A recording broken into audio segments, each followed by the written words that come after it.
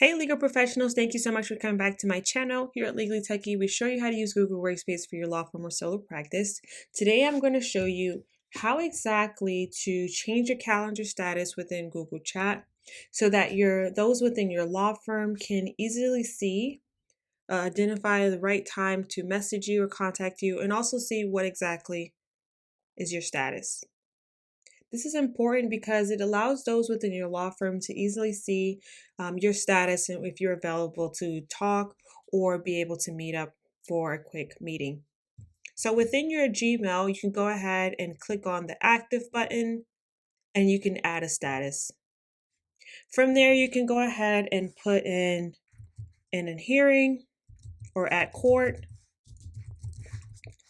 And just like that, the icon is already added. You can have it in after 4 hours or for today, and you can go ahead and click done.